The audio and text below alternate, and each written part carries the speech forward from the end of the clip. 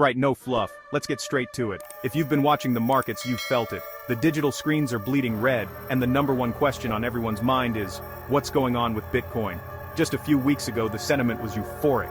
All-time highs seemed like just another Tuesday. Now, the mood has soured, and fast. The headlines are loud, and they're painting a grim picture. Bitcoin falls below 70K, a level that many saw as a critical line of support. We're seeing headlines like, down 20% this week, a staggering figure for any asset. And the big one, off 44% from the October peak. That's a drawdown that tests the conviction of even the most seasoned investors. So let me break this down like a quick tech explainer. We're going to cover three things. First, a super fast refresher on what Bitcoin is, to make sure we're all on the same page. Second, what's happening right now as of February 6th, looking at the hard data. And third, the most important part, the multiple factors explaining its falling. First, what is Bitcoin in 1 minute? Think of it not as a company stock, but as a new kind of digital commodity. It's a digital asset that lives on a public ledger called a blockchain. This ledger is like a global shared notebook that anyone can see, but no single person can change. Every transaction is a permanent entry. There's no central company, no CEO, no headquarters. This decentralization means there's no single point of failure. No one can arbitrarily freeze your account or reverse a transaction. The network runs by consensus among its participants. New coins are shared through a process called mining, where powerful computers solve complex math problems to validate transactions and secure the network. For their effort, they're rewarded with new Bitcoin. But here's the key. There is a hard cap of 21 million coins that will ever exist. This program scarcity is its core feature. Transactions are verified by this distributed network of thousands of computers worldwide.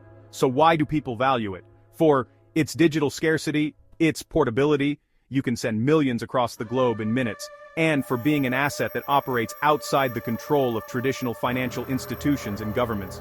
But the price is purely market-driven, dictated by supply and demand on global exchanges 24/7. And that means extreme volatility, which brings us to today. Now, what's happening right now? Let's look at the data. The price action has decisively flipped risk off. This isn't a minor dip, it's a structural break. The key psychological level was 70K.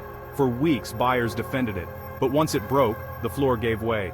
We've seen prices not just dip below, but make aggressive touches into the low 60s, signaling that sellers are in firm control and are actively searching for the next level of demand. On the weekly chart, we're seeing big, thick red candles, often with high volume. This indicates strong selling pressure and a lack of buyers willing to step in at these prices. This isn't just noise, it's a significant shift in market structure. So why did this happen? It's crucial to understand that's not one single cause. It's a stack of pressures hitting at once, like a perfect storm.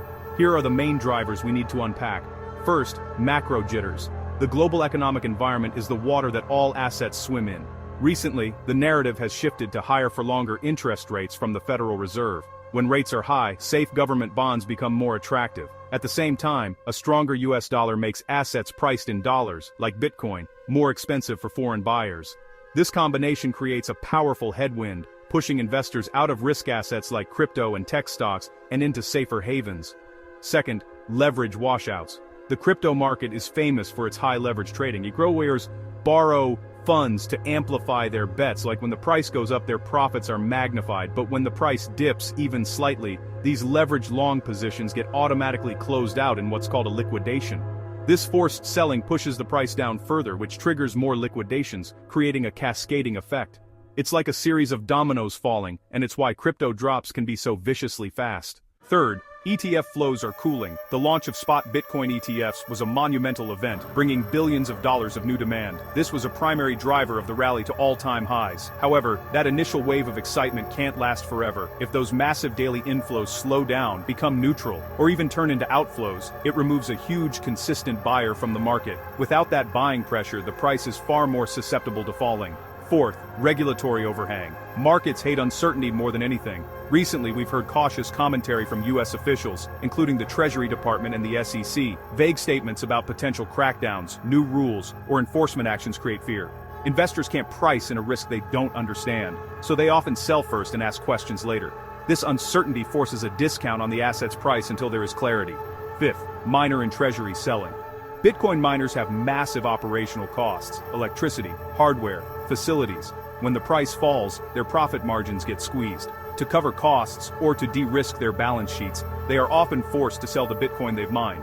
Similarly, some public companies that hold Bitcoin on their balance sheets may sell portions of their holdings to lock in profits or manage risk. This adds significant supply to the market, especially into weakness. And finally, narrative fatigue. For years, the dominant story has been the classic 4-year halving cycle, where a programmed reduction in new supply leads to a bull run.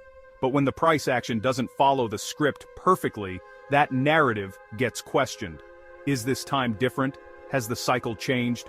When a core narrative cracks, the momentum traders who were betting on it step aside, removing another layer of demand. So, with all that pressure, is this the end? Is the bull market over? To answer that, we need context. Historically, Bitcoin has had multiple brutal drawdowns of 50%, 60%, even 80%, and has still gone on to make new all-time highs later. These cycles of boom and bust are part of its DNA. Now, past performance doesn't guarantee future results, but it does explain why veteran holders tend to focus on long-term market cycles and global liquidity conditions, not the scary short-term headlines.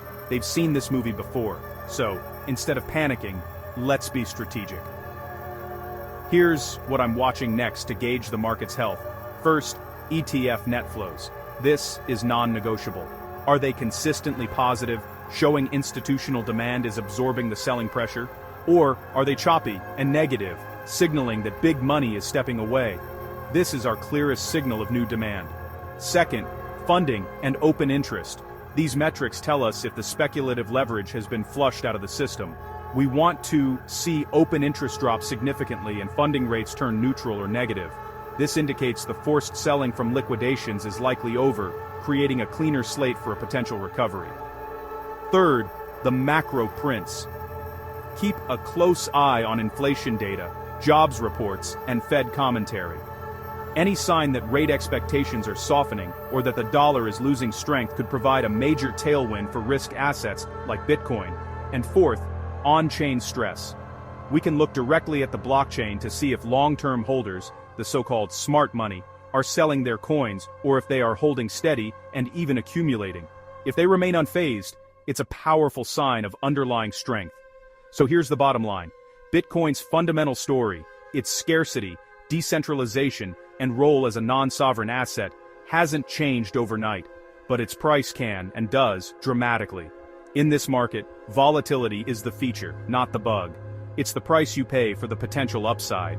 The key is to manage risk. That means having a plan, understanding your position sizing, and not over-leveraging. When in doubt, zoom out. Look at the multi-year trend, not just the last 24 hours, and most importantly, don't let a scary headline make a trading decision for you. Stay informed, stay level-headed, and stick to your strategy.